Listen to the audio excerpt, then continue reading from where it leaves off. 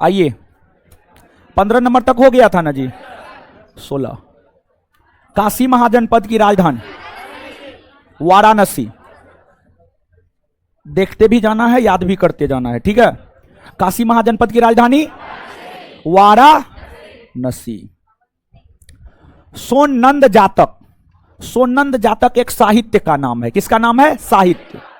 सोननंद जातक से ज्ञात होता है कि काशी का अधिकार निम्न में से किस एक महाजनपद पर नहीं था? अवंती पर नहीं था, जबकि काशी का अधिकार मगध, कोसल और अंग पर था। काशी का अधिकार मगध, कोसल और अंग पर था। कौन पर नहीं था? अवंती पर नहीं था। अवंती पर नहीं था। देखिए बहुत लोग जो नया ज्वाइन किए हैं, हो सकता है एक सप्ताह में जो ज्वाइन किए हैं उनको थोड़ा समझा देते हैं। देखिए हम आपको प्राचीन भारतीय इतिहास पढ़ा रहे हैं। प्राचीन भारतीय इतिहास में 2, 4, 5 चैप्टर और बाकी है। जो भी बाकी है, चोल वंश पढ़ा रहे हैं, पल्लव, राष्ट्रकूट, पल्लव तो हो गया है, राष्ट्रकूट, चालुक्य, ये सब पढ़ाना बाकी है। जो बचा खुचा पार्ट है प्राचीन का पढ़ाना बाकी है, तो वो पढ़ाएंगे। और पढ़ाने के साथ साथ जो है यहाँ पर आपको जो विशेष फैसिलिटी मिलता है वह यह कि पढ़ाने के साथ साथ ऑब्जेक्टिव क्वेश्चन भी हम लोग करवाते हैं, चाहे साइंस हो या आर्ट। समझिए साइंस हो या आर्ट दोनों में ऑब्जेक्टिव क्वेश्चन भी करवाते हैं। एक तो पढ़ा देते हैं, दूसरा क्वेश्चनों करवा देते हैं, क्वेश्चन देते हैं। और तीसरा चीज मंथली टेस्ट भी होता है। मंथली टेस्ट होता है, समझ रहे हैं। तो 2 दिन पढ़ाते हैं और देखिए चैप्टर पढ़ाते गए, लेकिन शुरू में ऑब्जेक्टिव नहीं करवाए प्राचीन का, क्योंकि टाइपिंग ही नहीं हुआ था। अब टाइपिंग हो गया है तो अब करवा रहे हैं। तो सप्ताह में 2 दिन पढ़ाते हैं और 1 दिन क्वेश्चन करवाते हैं। आपके बैच में मेरा बैच होता है मंगलवार, बृहस्पतिवार, शुक्रवार। मंगलवार, बृहस्पतिवार को पढ़ाते हैं और शुक्रवार को क्वेश्चन करवाते हैं। जो नए लोग हैं उनको पता नहीं चल रहा होगा कि ये क्या हो रहा है, तो ये वही हो रहा है जो होना चाहिए, समझ गए। तो शुक्रवार है, आज क्वेश्चन होना चाहिए और क्वेश्चन ही हो रहा। और प्राचीन खत्म कर देंगे, तब जब मध्यकालीन शुरू करेंगे ना, बहुत जल्दी 10 से 15 दिन के भीतर मध्यकालीन शुरू होगा। और मध्यकालीन में पढ़ाते जाएंगे और साथ ही साथ क्वेश्चनों करवाते जाएंगे। प्राचीन में तो पहले पढ़ा दिए, बाद में क्वेश्चन करवा रहे हैं, लेकिन मध्यकालीन में पढ़ाते जाएंगे और क्वेश्चन भी करवाते जाएंगे, समझ गए। हाँ, अरे आम खाने से मतलब रखिए, गुठली गिनने से क्या फायदा। कान ऐसे पकड़िए, ऐसे पकड़िए, पकड़ना तो काने है। पहले पढ़िए, बाद में क्वेश्चन कीजिए, या पढ़िए क्वेश्चन, दोनों साथ में कीजिए, दोनों तो बात एक ही है। तो क्वेश्चन हो रहा है, जो नए लोग हैं उनको बता दिए, उनको अकबकाने की जरूरत नहीं है। आ जाइए अब। काशी महाजनपद का सबसे शक्तिशाली राजा कौन था जिसने कोसल महाजनपद के ऊपर विजय प्राप्त किया? ब्रह्मदत्त। कौन था? ब्रह्मदत्त। कौन था? ब्रह्मदत्त। याद रखिएगा, काशी महाजनपद का सबसे शक्तिशाली राजा कौन था जिसने कोसल महाजनपद के ऊपर विजय प्राप्त किया? कौन था? कौन था? काशी महाजनपद का सबसे शक्तिशाली राजा कौन था जिसने कोसल महाजनपद के ऊपर विजय प्राप्त? ब्रह्मदत्त। देखिए क्वेश्चन पे गौर कीजिएगा। रामायण कालीन कोसल राज्य की राजधानी अयोध्या। क्या? अगर रामायण कालीन शब्द को हटा दे तब कोसल की राजधानी श्रावस्ती, तब क्या हो जाएगा? श्रावस्ती। लेकिन पूछा रामायण कालीन कोसल की राजधानी, तो कहां? अयोध्या। तो आंसर इसका क्या होगा? अयोध्या। अयोध्या होगा, ठीक है। तो अकबकाइएगा न कि लिखाए हैं कोसल की राजधानी 16 महाजनपद बताए होंगे, तो वहां पर श्रावस्ती लिखाए हैं ना। हाँ ठीक है, वो श्रावस्ती ठीक है, लेकिन यहां पर क्वेश्चन के अकॉर्डिंग रामायण कालीन कोसल राज्य की राजधानी कहां? अयोध्या। कहां? अयोध्या। क्लियर है। कोसल महाजनपद की चौहद्दी के संदर्भ में मिलान गलत है। देखिए जैसे भारत है, भारत का चौहद्दी है ना जी, उत्तर में नेपाल, दक्षिण में श्रीलंका, पूरब में म्यांमार, पश्चिम में पाकिस्तान है। उसी प्रकार से जो है कोसल महाजनपद की चौहद्दी, कोसल महाजनपद के उत्तर में नेपाल है। कोसल जो है देखिए उत्तर प्रदेश में है, और उत्तर प्रदेश के उत्तर में देखिएगा तो नेपाल है। तो कोसल के उत्तर में नेपाल है, दक्षिण में सई नदी है, पश्चिम में पांचाल है, पूरब में गंगा नदी नहीं, पूरब में गंगा नदी नहीं बल्कि गंडक नदी है। कोसल महाजनपद के पूरब में गंगा नदी नहीं है बल्कि गंडक नदी है। कौन नदी है? गंडक। तो यही गलत है, तो गलत को ही चुनना था, अर्थात का आंसर क्या हो जाएगा? डी। क्या हो जाएगा? डी। डी हो जाएगा। जानते हैं आपको जो क्वेश्चन दिए, क्रिएट किया हुआ क्वेश्चन है, ये सब समझ गए। और ये सब क्वेश्चन जो है आपको लुसेंट में नहीं मिलेगा, एसपीडी में नहीं मिलेगा, घटना चक्र में नहीं मिलेगा। ये सब क्रिएट किया हुआ क्वेश्चन है। अब कहिएगा कहां से क्वेश्चन दिए हैं। देखिए हम आपको क्लास में बार बार बोलते हैं, आपको ना लुसेंट पढ़ने की जरूरत है, ना घटना चक्र पढ़ने की जरूरत है, ना दृष्टि क्विक बुक पढ़ने की जरूरत है, कुछ भी पढ़ने की जरूरत नहीं है। सब चीज का समावेश है यह, समझिए, सब चीज का समावेश है इसमें। पूर्वावलोकन के भी प्रश्न है इसमें, दृष्टि क्विक बुक के भी प्रश्न है इसमें, आपको जो पढ़ाए हैं उसका भी प्रश्न है, सब चीज का समावेश है। इसलिए कहते हैं कॉपी और इसको रटिए, क्योंकि सब का समावेश है, इधर उधर करने से कुछ भी नहीं मिलेगा। सबसे बेहतर कलेक्शन करके हम आपको दे दिए हैं। अब ये नहीं सीधा क्वेश्चन बैंक उठाए 10 गो पूर्वावलोकन से, 10 गो फलना से, 10 गो चिलना से काम खत्म ना, सिलसिलेवार ढंग से पूरा अच्छा ऑब्जेक्टिव बेहतर कलेक्शन है, समझ गए। तो कीजिए, इसको याद कीजिए। और क्या कहेंगे, और थोड़े कुछ कहेंगे। प्राचीन काल में कौन सी नगरी वैभव तथा व्यापार वाणिज्य के लिए प्रसिद्ध थी? जो नगर वैभव और व्यापार वाणिज्य के लिए प्रसिद्ध था वह था अंग। अंग की राजधानी चंपा। चंपा क्या हो जाएगा? चंपा। अंग की राजधानी चंपा हुआ करती थी, तो याद रखिएगा। प्राचीन काल में कौन सी नगर वैभव तथा व्यापार वाणिज्य के लिए प्रसिद्ध था? कौन सी नगर वैभव तथा व्यापार वाणिज्य के लिए प्रसिद्ध? आए 6ठी शताब्दी ईस्वी पूर्व में सबसे शक्तिशाली महाजनपद मगध ना जी। 6ठी सदी ईस्वी पूर्व में सबसे शक्तिशाली महाजनपद मगध। कौन? मगध। कौन सा महाजनपद 8 राज्यों का एक संघ था? 8 राज्यों का संघ था वज्जी। कौन? वज्जी। कौन सा महाजनपद 8 राज्यों का संघ था? 8 राज्यों का संघ था। 6ठी शताब्दी ईस्वी पूर्व में कौन सा महाजनपद अपने श्रेष्ठ घोड़ों के लिए विख्यात था? घोड़ा। देखिए, हाथी कहेगा तो मगध और घोड़ा कम्बोज। घोड़ा तो 6ठी शताब्दी, इसमें याद रखिएगा, हाथी घोड़ा दोनों पूछता है। हाथी के लिए प्रसिद्ध कहेगा मगध और घोड़ा के लिए प्रसिद्ध कहेगा कम्बोज। घोड़ा के लिए, तो एक बार इसको फिर याद करिए। 6ठी शताब्दी ईस्वी पूर्व में कौन सा महाजनपद अपने श्रेष्ठ घोड़ों के लिए विख्यात था? कम्बोज। किन राज्यों का संबंध मल संघ से है? मल संघ से किन राज्यों का संबंध? कुंडग्राम का नहीं, कुंडग्राम का संबंध मगध से था। पाबा था, कुशीनगर था, काशी नहीं। 2 और 3। तो किन राज्यों का संबंध मल संघ से है? पाबा और किस जातक ग्रंथ में चेदी राजा का नाम उपचर का उल्लेख मिलता है? चेतीय में। किसमें? चेतीय जातक ग्रंथ में चेदी राजा का नाम उपचर का उल्लेख मिलता है, चेतीय में। बुद्ध काल में पौरव वंश का शासन किस जनपद में था? वत्स में। किसमें? वत्स में। बुद्ध काल में यानी गौतम बुद्ध के जीवन काल में जो है पौरव वंश जैसे हर्यक वंश, शिशुनाग वंश, नंद वंश, ये सब राजवंश थे, उसी प्रकार से पौरव वंश एक राजवंश हुआ करता था। तो बुद्ध काल में पौरव वंश का शासन किस महाजनपद में था? वत्स। किसमें था? बुद्ध काल में पौरव वंश का शासन किस जनपद में था? वत्स। बुद्ध के समय कौरव कहां का राजा था? कुरु का राजा था ना, कुरु का राजा था। कौरव कहां का राजा था? कुरु का राजा था। बुद्ध के समय कौरव कहां का राजा था? कुरु। जिस महाजनपद की राजधानी हुआ करती थी इंद्रप्रस्थ। कुरु की राजधानी इंद्र। और जानते हैं जो कुरु महाजनपद था उसका विस्तार उत्तर प्रदेश में भी है और उसका विस्तार हरियाणा में भी है। अगर आप उसको सिर्फ उत्तर प्रदेश में मानकर चलते हैं तो तब उत्तर प्रदेश में 8 महाजनपद, अगर आप उसको हरियाणा में मानकर चलते हैं तब उत्तर प्रदेश में 7 महाजनपद। ऐसे उसका विस्तार दोनों राज्य में था। तो कहीं कहीं जो है उत्तर प्रदेश के संदर्भ में 7 महाजनपद भी टिक करना होता है और कहीं कहीं 8 महाजनपद भी टिक करना होता है। 7 महाजनपद उत्तर प्रदेश में है, यह तब टिक करते हैं जब कुरु को हरियाणा में मानकर चलते हैं, और 8 महाजनपद उत्तर प्रदेश में तब टिक करते हैं जब कुरु को उत्तर प्रदेश में मानकर चलते हैं। जबकि वास्तविकता यह है कि कुरु का विस्तार हरियाणा और उत्तर प्रदेश दोनों में था। हरियाणा और उत्तर प्रदेश दोनों में था। बुद्ध काल में किस राज्य का कोई राजनीतिक महत्व नहीं था?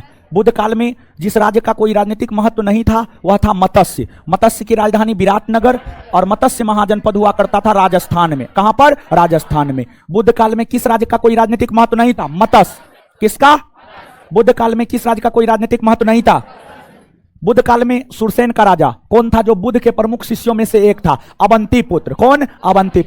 बुद्ध काल में सुरसेन का राजा कौन था जो बुद्ध के प्रमुख शिष्यों में से एक था?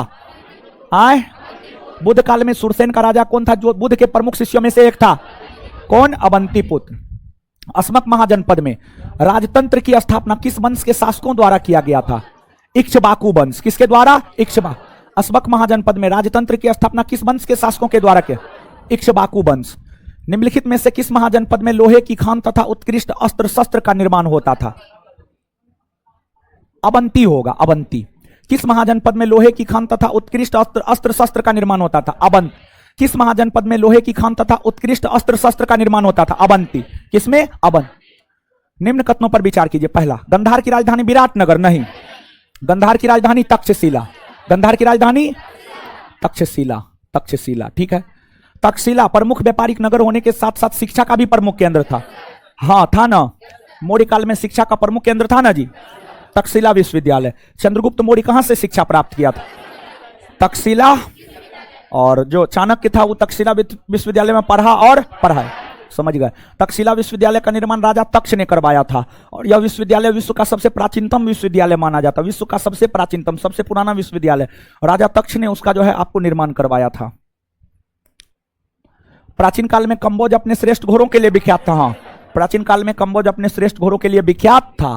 कौन सा सही है? 2 और 3, आंसर क्या हो जाएगा? सी।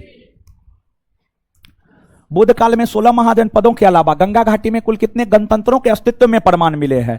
टोटल 10 गणतंत्र हुआ करता था। कितना गणतंत्र? 10 गणतंत्र। निम्नलिखित गणतंत्र राज्यों में सर्वाधिक शक्तिशाली गणराज्य कौन सा था? वैशाली का। निम्नलिखित गणतंत्र राज्यों में सर्वाधिक शक्तिशाली गणराज्य वैशाली का। अरे मगध के क्षेत्र में जो 10, ये वाला क्वेश्चन ना है जी, 16 महाजनपदों के अलावा गंगा घाटी में कुल कितने गणतंत्र के अस्तित्व में प्रमाण मिले? 10। जो 10 गणतंत्र हुआ करता था उसी में कुशीनगर का मल, वैशाली का लिच्छवी, मिथिला का विदेह, पिपली वन के मौर्य, उन सभी 10 में सबसे शक्तिशाली। जैसे 16 महाजनपदों में सबसे शक्तिशाली मगध, उसी प्रकार से 10 गणतंत्रों में सबसे शक्तिशाली वैशाली का लिच्छवी। याद रखिएगा, बहुत अच्छा क्वेश्चन है। तो निम्नलिखित गणतंत्र राज्यों में सर्वाधिक शक्तिशाली गणराज्य कौन सा था? वैशाली का। शाक्य वंशीय सुकीर्ति का संबंध किस गणतंत्र से है? कपिल वस्तु के शाक्य। किससे है? कपिल वस्तु के। शाक्य वंशीय सुकीर्ति का संबंध किस गणतंत्र से है? कपिल वस्तु के शाक्य, कपिल वस्तु के शाक्य। गौतम बुद्ध का जन्म किस गणराज्य में हुआ? शाक्य में ना जी। गौतम बुद्ध का जन्म किस गणराज्य में? किस गणराज्य में? शाक्य। शाक्य गणराज्य को विनाश करने का श्रेय किस वंश के शासक को जाता है? कौशल नरेश विड्डूढब, विड्डूढब, विड्डूढब। शाक्य गणराज्य को विनाश करने का श्रेय किस वंश के शासक को जाता है? कौशल नरेश। शाक्य गणराज्य को विनाश करने का श्रेय किस वंश के शासक को जाता? कौशल नरेश, विड्डूढब। ऐत्रेय ब्राह्मण में किस गणराज्य को भर्ग वंश से संबंधित होने का वर्णन मिलता? भाग्य का। किसका? भाग्य का। कोलियों की राजधानी रामग्राम, रामग्राम। कोलियों की राजधानी, कोलियों की राजधानी। किस गण के लोग अपनी पुलिस शक्ति के लिए प्रसिद्ध थे? कोलिय। हाँ कोलिय होगा, कोलिय। किस गण के लोग अपनी पुलिस शक्ति के लिए प्रसिद्ध थे? कोलिय। किस गण के लोग अपनी पुलिस शक्ति के लिए प्रसिद्ध थे? किस गण के लोग अपनी पुलिस शक्ति के लिए प्रसिद्ध? कोलिय ना। किस गणराज्य के लोग सैनिक प्रवृत्ति के थे? पावा के मल। किस गणराज्य के लोग सैनिक प्रवृत्ति के थे? पावा के। किस गणराज्य के लोग सैनिक प्रवृत्ति के थे? पावा के मल। निम्नलिखित में से किस जातक ग्रंथ में वैशाली को एक धनी, समृद्धशाली तथा घनी आबादी वाला नगर कहा गया? महावग में। हाँ महावग में। निम्नलिखित में से किस जातक ग्रंथ में वैशाली को एक धनी, समृद्धशाली तथा घनी आबादी वाला नगर कहा गया? महावग। किसमें? महा। याद रखिएगा। निम्नलिखित में से किस गणराज्य का राजा जनक अपनी शक्ति एवं दार्शनिक ज्ञान के लिए सुप्रसिद्ध था? विदेह। कहां के? विदेह। विदेह के राजा जनक अपनी शक्ति और दार्शनिक ज्ञान के लिए प्रसिद्ध था, विदेह। निम्नलिखित कथनों पर विचार कीजिए। मगध प्राचीन भारत के 16 महाजनपदों में से एक था। सही या गलत? सही। मगध बुद्ध काल तथा परवर्ती काल में उत्तरी भारत का सबसे शक्तिशाली और समृद्ध जनपद था। हाँ सही है। मगध की स्थिति मूलतः दक्षिण बिहार क्षेत्र में थी। इसके अंतर्गत आधुनिक पटना एवं गया जिला आता। हाँ आता है, सही है। देखिए जैसे भारत को 2 भाग में बांटता है ना जी, कर्क रेखा। कर्क रेखा भारत को 2 भाग में बांटता है। कर्क रेखा भारत के लगभग मध्य से होकर गुजरता है। ऊपर जाइएगा उत्तर भारत, नीचे आइएगा दक्षिण भारत। वैसे ही बिहार से होकर गंगा नदी गुजरती है। गंगा नदी बिहार को 2 भाग में बांटती है, उत्तरी बिहार, दक्षिणी बिहार। दक्षिणी बिहार में पटना और गया आता है, और पटना और गया के क्षेत्र में ही मगध महाजनपद था। तो मगध महाजनपद जो है आपको दक्षिणी बिहार में आता है, और मगध महाजनपद के अंतर्गत आधुनिक पटना और गया का क्षेत्र आता है। सही है। भगवान बुद्ध के पूर्व बृहद्रथ तथा जरासंध यहाँ के प्रतिष्ठित राजा थे। हाँ थे। उपर्युक्त में मगध साम्राज्य में किन राज्यों को मिलाकर अखंड भारत के रूप में स्थापित किया गया था? कौशल, वत्स, अवंती, सभी हो जाएगा, सभी। चलिए वो क्वेश्चन पूछते हैं। हीरो हाँ, अंग को जीतकर मगध साम्राज्य में कौन मिलाया? अनस्वाग अंग, अंग की राजधानी चंपा। अंग को जीतकर मगध साम्राज्य में कौन मिलाया? बिंबिसार। वत्स और अवंती को जीतकर कौन मिलाया?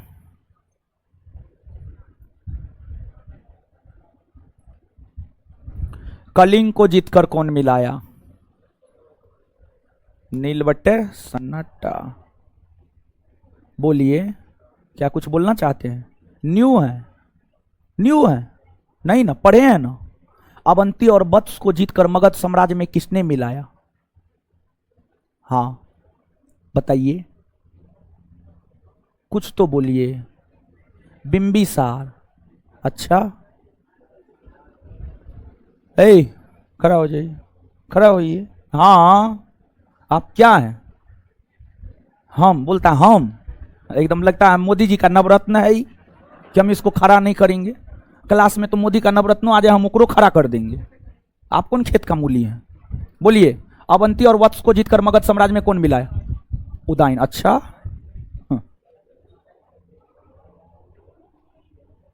ए लड़की, ए खड़ा होइए। अवंती और वत्स को जीतकर मगध साम्राज्य में कौन मिलाया? हाय, कहां से पढ़े हैं आप? हाय, पिछला सप्ताह से पढ़ रहे हैं। ए चश्मा वाली, ए खड़ा होइए। हाँ, आप भी नहीं पढ़े हैं? बैठी। हाँ तो अब तो ये लड़का बगल में बोल दिया होगा, मारेंगे मुंह तोड़ देंगे। अच्छा, सच्ची सच्ची मुच्ची ज्यादा मत कीजिए, खड़ा रहिए। अब तीनों आंसर शिशुनाग होगा। क्या होगा? हाँ, खड़ा रहिए 5 मिनट। ऐसे थोड़े होता है, ऐसे नहीं होता है। पढ़ा दिए हम, याद कौन रखेगा? है?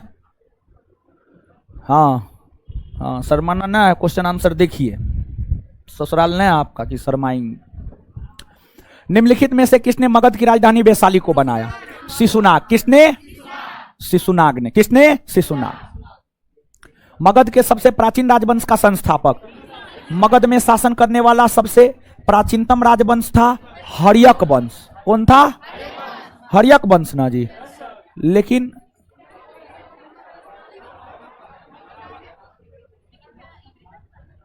हर्यक वंश मान करके चलिएगा तब तो बिंबिसार हो जाएगा।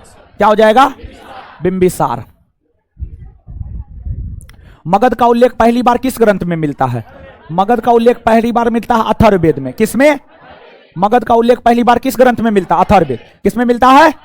अथर्ववेद। मगध साम्राज्य की सत्ता का वास्तविक संस्थापक बिंबिसार। मगध राज्य पर सर्वाधिक समय तक शासन किस राजवंश ने किया? आए? अच्छा सुनिए, बता देते हैं, निकालिए, घटाओ, जोड़ घटाओ कीजिए। हर्यक वंश का शासन रहा है 544 ईस्वी पूर्व से 412 ईस्वी पूर्व। ठीक है। शिशुनाग वंश का शासन रहा है 412 ईस्वी पूर्व से 344 ईस्वी पूर्व। 344 ईस्वी पूर्व। नंद वंश का शासन रहा है 344 ईस्वी पूर्व से 323 ईस्वी पूर्व। ठीक है। अब मौर्य वंश का शासन रहा है 322 ईस्वी पूर्व से 185 ईस्वी पूर्व। चलिए अब जो है बताइए कौन राजवंश कितना वंश तक शासन किया? घटाओ, जोड़ घटाओ, गुना भाग आता है? घटा घटा करके बताइए हर्यक वंश कितना होगा? घटाइए ना जी। कितना? 132 होगा। सही घटाए हैं ना? हाँ 132। शिशुनाग बताइए। आए? हे भगवान, कितना? 68 वर्ष। नंद कितना? मौर्य वंश 100। आंसर क्या होगा? मौर्य ना? हाँ तो ये नहीं निकालने आया हो? आए? अरे हे भगवान, महा बकलोल हैं आप लोग हो। अरे हर्यक वंश का शासन रहा 544 ईस्वी पूर्व से 412 ईस्वी पूर्व। 544 में से 412 को घटाइए, क्या होगा? जो होगा उतना वर्ष शासन किया। अब ये जो है 132 बरस शासन किया, शिशुनाग 68 बरस शासन किया, नंद 21 बरस शासन किया, मौर्य 137 बरस शासन किया। तो सबसे ज्यादा वर्षों तक शासन किसने किया है? मौर्यों ने। किसने? मौर्यों ने। अजीबो गरीब हाल है आप लोग का, आप लोग को तो घटवो नहीं आता है? सबसे पहले हर्यक, उसके बाद एक तीन और आंसर बी न होगा, ए कौन बोल रहा है? किसे जैन साहित्य में श्रेणी कहा गया है? किसे? बिंबिसार को। बिंबिसार ने अपने राज्य की नींव विभिन्न वैवाहिक संबंधों के फलस्वरूप रखी और उसका विस्तार किया। निम्न कथनों पर विचार कीजिए। प्रथम पंक्ति महाकोसला देवी थी, जो कौशल राज की पुत्री और प्रसेनजीत की बहन थी तथा दहेज के रूप में काशी प्रांत में। हाँ या ना? हाँ। इसकी पत्नी वैशाली राजकुमारी चेलना थी, जिससे अजातशत्रु का जन्म। हाँ। तीसरी पत्नी क्षेमा पंजाब के मध्य कुल की राजकुमारी। हाँ। आंसर उपर्युक्त में सभी। बैठ जाइए, अब बैठ जाइए सब लोग।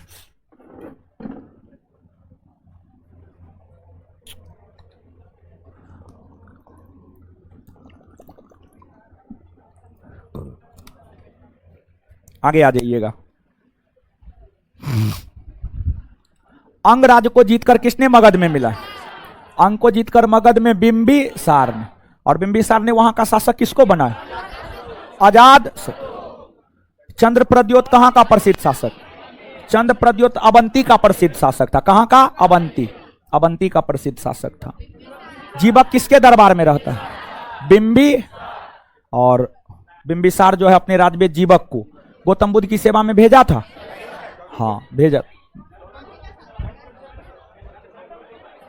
गौतम बुद्ध की सेवा में भी भेजा था और अवंती के शासक चंद्रप्रद्योत के सेवा में भी भेजा था। दोनों के सेवा में भेजा था। ठीक है। चंद्रप्रद्योत का इलाज किस वेद ने किया था? जीवक। किसने किया था? चंद्रप्रद्योत का इलाज किसने किया था? जीवक। कौशल नरेश प्रसेनजीत को युद्ध में किसने पराजित किया? कौशल नरेश प्रसेनजीत को युद्ध में पराजित किया था अजातशत्रु। किसने किया था? अजातशत्रु। सही है ना बोल? हाँ हाँ हाँ हाँ हाँ, अजातशत्रु। प्रसेनजीत ने अपनी पुत्री वजीरा का विवाह किसके साथ?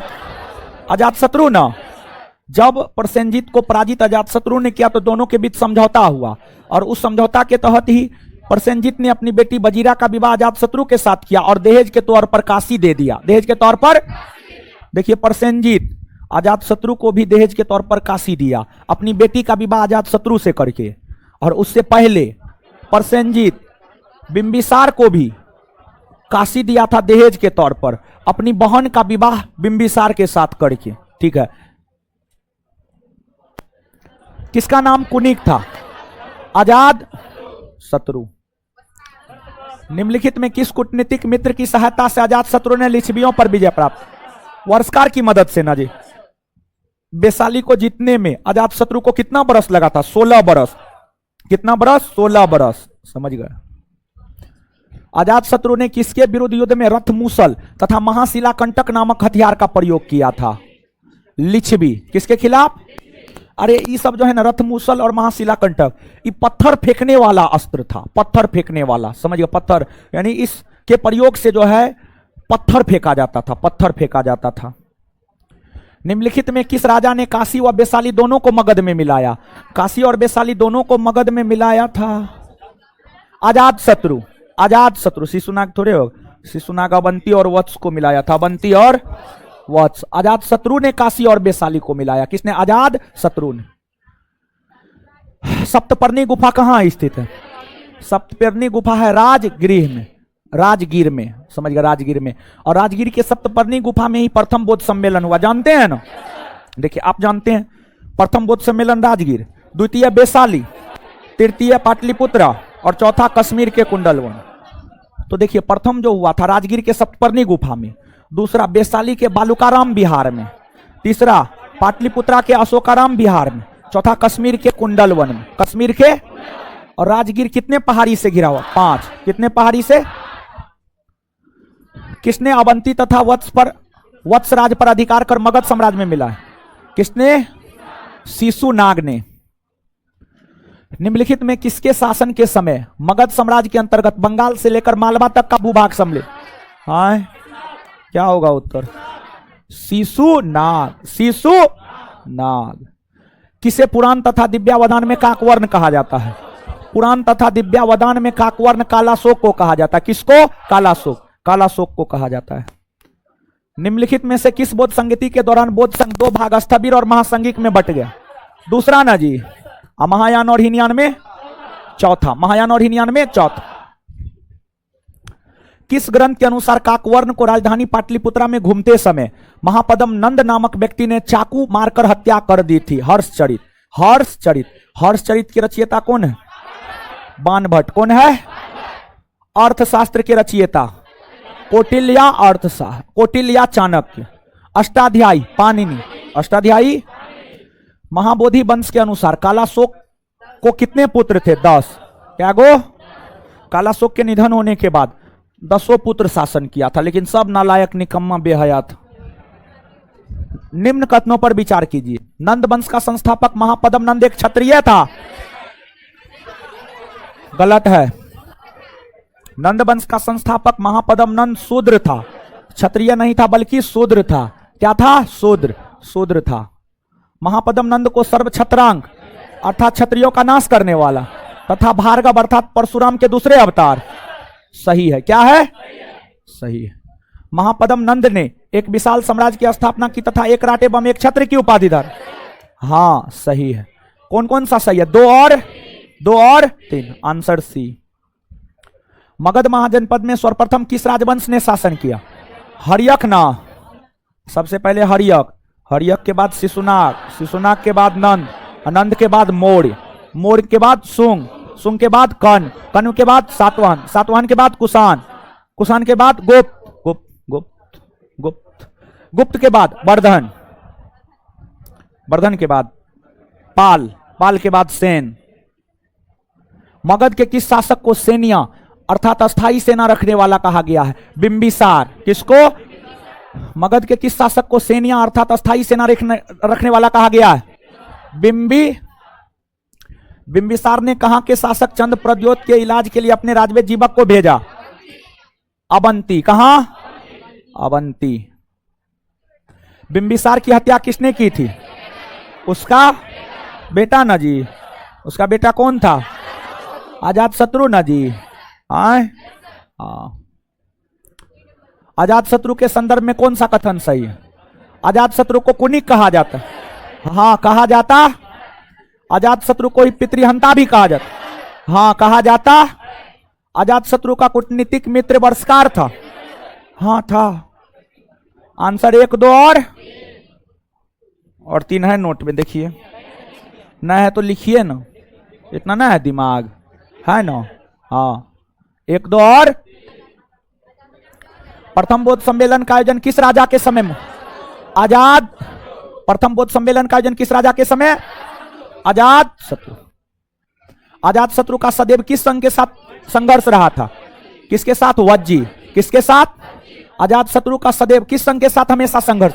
वज्जी। किसके साथ? वज्जी। हर्यक वंश का अंतिम शासक। देखिए उसको। कहां कहां कहां? आइए। हम तो आप ही लोग को खोजते ही रहते हैं महाराज। कहां आए? अच्छा, ठीक है, जाइए। हमको लगा किताब कॉपी लेके जा रहा है, क्वेश्चन नहीं करना चाहता है। बहुत विद्यार्थी क्वेश्चन नहीं करना चाहता है, समझ गए। हमको लगा वो उसी प्रकृति में है। अभी वैसा रहता किताब हाथ में रहता कूट देते, अभी बच गया वो, समझे। हर्यक वंश का अंतिम शासक नाग दशक। मगध साम्राज्य की राजधानी का सही क्रम? गिरिवज्र, पाटलिपुत्र और वैशाली। चलिए, उठिए उठिए। हाँ उठिए। हाँ, आगे वाले बैठिए, आगे वाले बैठिए ना। है तोरी बैठिए ना। है बैठिए ना महाराज। हाँ, मगध की राजधानी गिरिवज्र या राजगिरी को किसने बनाया? बिंबिसार। राजगिरी से पाटलिपुत्रा कौन ले गया? उदाईन। अब पाटलिपुत्रा से वैशाली कौन ले गया?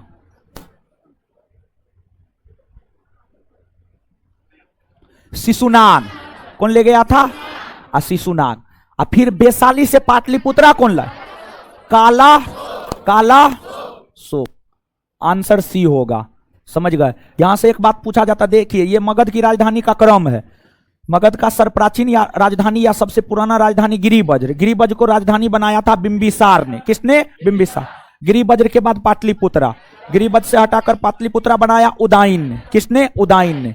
और पाटलिपुत्रा से वैशाली शिशुनाग ने, और वैशाली से पाटलिपुत्रा कालाशोक ने। और फिर लंबे समय तक पाटलिपुत्रा मगध साम्राज्य की राजधानी रही थी। समझ गए? लगभग 1000 वर्षों तक, इसके बाद लगभग 1000 वर्षों तक मगध की राजधानी पाटलिपुत्रा ही रही थी। समझ गए? शिशुनाग वंश का संस्थापक कौन था? शिशुनाग। कौन था? शिशुनाग। सर्वप्रथम वैशाली को मगध साम्राज्य की राजधानी किसने बनाया? शिशुनाग ने। किसने बनाया? सर्वप्रथम वैशाली को मगध साम्राज्य की राजधानी किसने बनाया? शिशुनाग। किसने? कालाशोक के बारे में कौन सा कथन सही है? कालाशोक को काकवर्ण भी कहा जाता। हाँ, कहा जाता। पुराण और दिव्यावदान में इसको काकवर्ण कहा जाता है। इसके समय में द्वितीय बौद्ध सम्मेलन हाँ हुआ था वैशाली में। इसने वैशाली के स्थान पर पुनः पाटलिपुत्रा को राजधानी बनाया। हाँ, बनाया था। सब सही आंसर 1, 2 और 3। शिशुनाग वंश का अंतिम शासक कौन था? शिशुनाग वंश का अंतिम शासक नंदीवर्धन। नंदीवर्धन। मगध में शिशुनाग वंश के बाद किस वंश ने शासन आए? नंद वंश। नंद वंश का संस्थापक कौन था? महापदम। नंद वंश का संस्थापक कौन था? महापदम। महापदम नंद के बारे में कौन सा कथन सही है? महापदम नंद एक शूद्र था। हाँ, शूद्र था। इन्होंने सर्व छत्रांक तथा भार्गव की उपाधि धारण किया था। महापदम नंद को उग्रसेन कहा जाता। हाँ, उग्रसेन इसको इसलिए कहा जाता है क्योंकि इसके पास बहुत बड़ी सेना थी। बहुत बड़ी सेना होने के कारण ही जो है इसको क्या कहा गया? उग्रसेन। क्या कहा गया? उग्रसेन। आंसर 1, 2 और 3। घनानंद के संदर्भ में कौन सा कथन गलत है? घनानंद सिकंदर का समकालीन था। हाँ, समकालीन था। घनानंद के दरबार में चाणक्य आया था। हाँ, आया था। नंद वंश का अंतिम शासक नागानंद था। घनानंद था। कौन था? घनानंद। घनानंद की हत्या चंद्रगुप्त मौर्य ने की थी। हाँ, की थी। आंसर क्या हो जाएगा? सी। राजा नंद का उल्लेख किस अभिलेख में मिलता है? खारबेल का हाथी गुम्फा अभिलेख। खारबेल का हाथी गुम्फा अभिलेख। खारबेल का हाथी गुम्फा अभिलेख। अभिलेखीय साक्ष्य से प्रकट होता है कि नंद राजा के आदेश से एक नहर खोदी गई थी कलिंग में। कहां खोदी गई थी? और कलिंग कहां है जानते हैं? ओडिशा में है। कहां है? ओडिशा में है। भारत में प्राचीनतम प्राप्त सिक्के हैं। भारत में जो प्राचीनतम प्राप्त सिक्का है आहत सिक्का है या पंचमार्क सिक्का है। और जो आहत सिक्का या पंचमार्क सिक्का है वो चांदी धातु का बना है। कौन धातु का? चांदी। तो भारत का प्राचीनतम सिक्का चांदी का है। कौन धातु का है? चांदी का। चांदी का। शिशुनाग ने किस राज्य का विलय मगध साम्राज्य में नहीं किया? काशी। किसका नहीं किया? काशी को अजातशत्रु ने जीता था ना जी। काशी को अजातशत्रु जीता था। काशी को शिशुनाग नहीं जीता था। समझ गए? काशी होगा उत्तर। शिशुनाग ने अवंती और वत्स को जीता था। समझ गए? निम्नलिखित जनपदों में किसने सबसे पहले युद्ध में हाथियों का प्रयोग बड़े पैमाने पर किया? हाथियों का प्रयोग बड़े पैमाने पर युद्ध में मगध ने किया था। किसने किया था? अच्छा, मौर्य वंश के किस शासक ने सेल्यूकस निकेटर को 500 हाथी दिया? चंद्रगुप्त। अरे दोनों के बीच 305 ईस्वी पूर्व में युद्ध नहीं हुआ था? युद्ध हुआ था तो संधि समझौता हुआ। उस संधि समझौता के तहत ही चंद्रगुप्त मौर्य ने 500 हाथी सेल्यूकस निकेटर को दिया। और सेल्यूकस निकेटर अपनी बेटी हेलेना या कार्नेलिया का विवाह चंद्रगुप्त मौर्य से किया। और वही भारत में सबसे पहले साड़ी पहन कर आई। और वहीं से भारत में साड़ी पहनने की प्रथा का प्रचलन हुआ।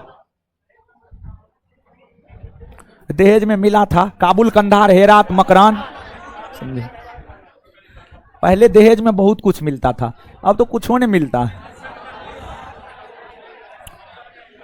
बौद्ध साहित्य में उल्लिखित महाजनपद काल में अवंती में निम्नलिखित में से कौन सा राजवंश शासन करता था? इक्ष्वाकु वंश। कौन सा वंश? इक्ष्वाकु वंश, याद रखिएगा। बौद्ध साहित्य में उल्लिखित महाजनपद काल में अवंती में उल्लिखित कौन सा राजवंश शासन करता था? इक्ष्वाकु वंश। कौन सा वंश? इक्ष्वाकु वंश। निम्नलिखित में से कौन सा प्राचीन महाजनपद यमुना नदी के तट पर स्थित था? सुनिए, यमुना नदी। सबसे पहली बात आप हमको ये बताइए, यमुना नदी, यमुना नदी जो है निकलती है उत्तराखंड से। कौन राज्य से? उत्तराखंड। दिल्ली में बहती हुई उत्तर प्रदेश में बहती है, और उत्तर प्रदेश में अपना जल प्रयागराज में गंगा में मिला देती है। किसमें? गंगा में। ठीक है, तो उत्तराखंड, दिल्ली, उत्तर प्रदेश। अब देखिए अंग, अंग महाजनपद है बिहार में। बिहार में यमुना नदी बहबे न करती है, तो अंग होगा नहीं। मत्स्य महाजनपद राजस्थान में। कहां? क्या राजस्थान में यमुना बहती है? नहीं, नहीं बहती है। अवंती, अवंती है मध्य प्रदेश। अवंती की राजधानी उज्जैन, और अवंती महाजनपद कहां? मध्य प्रदेश। कहां? मध्य प्रदेश। और यहां से तो बहती है नहीं। आगे एगो बच गया वत्स। वत्स की राजधानी कौशाम्बी, और ये उत्तर प्रदेश में है। तो इस आधार पर जो है आप इस क्वेश्चन को ऐसे बना सकते थे, कौन महाजनपद कौन राज्य में है और यमुना नदी कौन राज्य से होकर गुजरती है। तो इस आधार पर इस क्वेश्चन को डील किया जा सकता था, अर्थात इसका सही उत्तर क्या हो जाएगा? वत्स। क्या हो जाएगा? वत्स। वत्स हो जाएगा, वत्स, वत्स। आइए, मगध पर शासन करने वाले दिए गए शासकों का सही कालानुक्रम। इन शासकों में सबसे पहले कौन शासन किया, सबसे बाद में कौन शासन किया?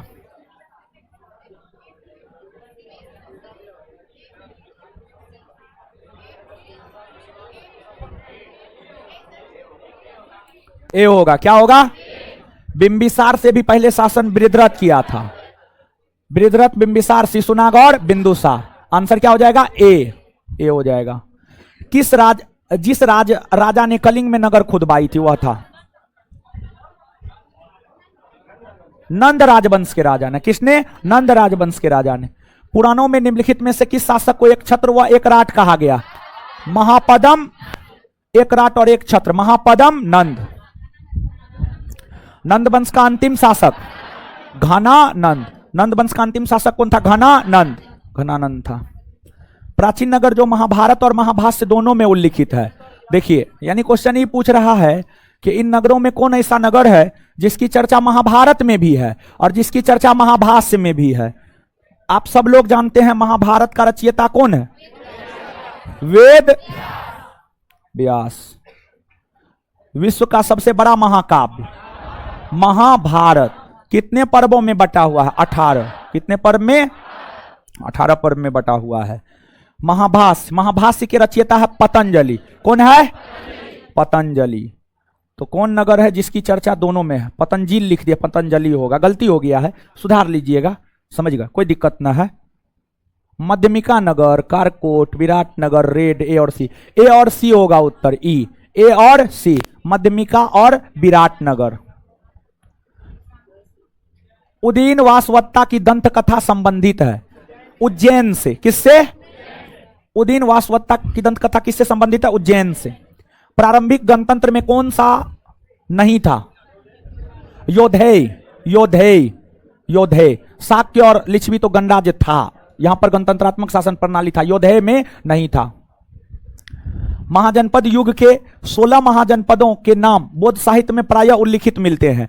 निम्नलिखित में से किन जनपदों के नाम पाणिनि के अष्टाध्यायी में भी है? समझिए, देखिए क्वेश्चन क्या कह रहा है जानते हैं? आप एक बात जानते होंगे निश्चित तौर पर, अभी पूछ रहे हैं, आप जवाब दीजिएगा। चलिए, मास्क वाली, ब्लैक मास्क, खड़ा हो जाइए। सबसे बड़का कोरोना उसी को लगता है, खड़ा हो जाइए। हाँ, पीछे वाली बैठिए ना, बकलोल भी, चश्मा वाली बैठ जाइए। हाँ हाँ, बोलिए, अब जोर से बोलिएगा, खाते पीते तो हैं ना? पहले एक बार बोलिए, जी सर, हाँ सर, यस सर, नाना, मामा, मौसा। मास्क खोलिए, मास्क खोलिए, अरे मास्क खोलिए ना एक सेकेंड के लिए। हाँ बोलिए, अब कुछ भी बोलिए, यस सर, जी सर, नो सर। हाँ, अरे कुछ भी बोलिए ना ताकि आवाज यहां तक आए। लड़की लोग में बड़ी गंदा आदत होता है, समझे? ऐसे जानते हैं, ऐसे झगड़ा करेगी ना, मोहल्ला को जगा देगी, समझे? क्वेश्चन पूछेंगे तो जवाब नहीं देगी। हाँ, कौन कौन बौद्ध ग्रंथ है जिसमें 16 महाजनपद की चर्चा है? नील बटे सन्नाटा। हाँ, यही तो होबे करेगा। उठिए उठिए, अरे उधर उधर, अरे उधर उधर, हाँ उठिए। कौन कौन बौद्ध साहित्य है जिसमें 16 महाजनपद की चर्चा है? नील बटे सन्नाटा, ठीक है। ए लड़की खड़ा होइए, खड़ा होइए, अरे आगे वाली बैठिए।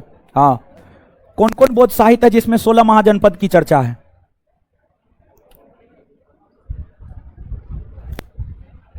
ए खड़ा होइए। कौन कौन महाजनपद, कौन कौन बौद्ध साहित्य है जिसमें 16 महाजनपद की चर्चा है? जैन ग्रंथ भगवती सूत्र देख लिए ना, कितना ठग है। आप तो सुकेशों को पार कर गए। सुकेश का नाम सुने हैं? ठगी करके जैकलिन फर्नांडीज को जो है अपने बेड पे ले आया, जेल में रहते हुए, समझे। देखिए हम हीरो हीरोइन को ऐसे गलत नहीं मानते हैं, समझ गए। उस सब में कोई चरित्र होबे नहीं करता है, सब पैसा का है, ठीक है। पैसा पे आप कुछ भी कर सकते हैं। पढ़ा लिखा कीजिए, नहीं तो सबको जिंदा गाड़ देंगे हम। बैठिए। हाँ, क्वेश्चन क्या कर रहा है, ध्यान से सुनिएगा। देखिए बौद्ध ग्रंथ है अंगुत्तर निकाय महावस्तु, दोनों में 16 महाजनपदों की चर्चा है। जो 16 महाजनपद है, काशी हो गया, अंग हो गया, मगध हो गया, वज्जी हो गया, फिर जो है कुरु हो गया, मत्स्य हो गया, अस्मक हो गया, सब महाजनपद की चर्चा है। 16 महाजनपद की चर्चा बौद्ध साहित्य में है। लेकिन 16 महाजनपद जिसकी चर्चा बौद्ध साहित्य में है, ठीक है, उन 16 महाजनपदों में कौन महाजनपद है जिसकी चर्चा पाणिनि के अष्टाध्यायी में, जिसकी चर्चा पाणिनि के अष्टाध्यायी में? क्वेश्चन ये कह रहा है। क्वेश्चन आप समझ पा रहे हैं? क्वेश्चन ये कह रहा है कि बौद्ध ग्रंथ में, बौद्ध साहित्य में 16 महाजनपद की चर्चा है। उन 16 महाजनपद में कौन महाजनपद है जिसकी चर्चा पाणिनि के अष्टाध्यायी में है? आशा करते अब समझे होंगे। मगध की चर्चा है, अस्मक की चर्चा है, कंबोज की भी चर्चा है, चेदी वत्स की चर्चा नहीं है। आंसर हो जाएगा ए, बी और सी, ए, बी और सी। गोदावरी नदी के तट पर स्थित महाजनपद अस्मक। कौन? अस्मक। देखिए भारत में 16 महाजनपद था ना जी। 16 महाजनपद में एकमात्र महाजनपद अस्मक था, जो कि दक्षिण भारत में था। और अस्मक महाजनपद दक्षिण भारत में जो है महाराष्ट्र में गोदावरी नदी के तट पर, जिसकी राजधानी पोटली या पोतन, पोटली या पोतन। प्राचीन श्रावस्ती का नगर विन्यास किस आकृति का है? अर्ध चंद्राकार। कैसा? अर्ध चंद्राकार। अर्ध। कौन ऐसे व्यक्ति हैं जो 16 महाजनपद का राजधानी एकदम में बोलेंगे? एकदम में, एकदम में। हाँ, 16 महाजनपद का राजधानी एकदम में। हाथ खड़ा कीजिए तो। चलिए खड़ा होइए आप। नया विद्यार्थी को खड़ा कर रहे हैं, बोलिए, बोलिए जोर से। हाँ ठीक है, राजधानी भी बोलना है। कुरु का राजधानी, ठीक है। दूसरा, हाँ ठीक है, बहुत बढ़िया। 2 हुआ। आए अवंती का उज्जैन, ठीक है। 3 हुआ। अरे जोर से बोलिए ना जी। अंग, अंग की राजधानी, ठीक है। 4 हुआ। आगे बोलिए। आए हाँ बताइए, बताइए, बताइए आराम से, कोई दिक्कत ना है। मगध 5 हुआ। मगध की राजधानी है, ठीक है। 5 हुआ। वज्जी, ठीक है। 6 हुआ। हाँ 6 हुआ है। हाँ क्या बोल रहे हैं जी? अरे क्या बोल रहे हैं? हाँ काशी, हाँ ठीक है। 7 हुआ। काशी की राजधानी, हाँ काशी की राजधानी अबस्ती, काशी की राजधानी श्रावस्ती। बैठ जाइए, अब हो गया, बैठ जाइए। प्राचीन श्रावस्ती का नगर विन्यास किस आकृति का? अर्ध चंद्राकार। मगध का कौन सा सम्राट अपरो परशुराम के नाम से जाना जाता? महापदम नंद। कौन? महापदम, महापदम नंद। काल्पी नगर किस नदी के तट पर? यमुना नदी। काल्पी नगर कौन नदी के तट पर? यमुना। कौन सा एक कथन प्राचीन भारत के श्रेणी व्यवस्था के बारे में असत्य है? गलत है। डी नंबर गलत है। श्रेणी व्यवस्था मात्र उत्तर भारत में प्रचलित था, नहीं, गलत है ये। श्रेणी व्यवस्था उत्तर भारत और दक्षिण भारत दोनों जगह प्रचलित था। श्रेणी व्यवस्था उत्तर भारत और दक्षिण भारत दोनों जगह प्रचलित था, ना कि सिर्फ उत्तर भारत में। तो ये गलत है, गलत को ही चुनना था। Answer D. वर्तमान उत्तर प्रदेश में भारत के प्राचीनतम 16 महाजनपद में कुल कितने महाजनपद? सुनिए, कुरु को अगर उत्तर प्रदेश में मान के चलते हैं 8, मान के चलिए, ठीक है, और अगर ऐसे कहिएगा तो 7 हो जाएगा। कुरु को मान के चलिए, कुरु का विस्तार था उत्तर प्रदेश में, वर्तमान शब्द का प्रयोग किया है 8। कितना? 8। खत्म हो गया ना। अगला चैप्टर क्या है जी? प्राचीन भारत पर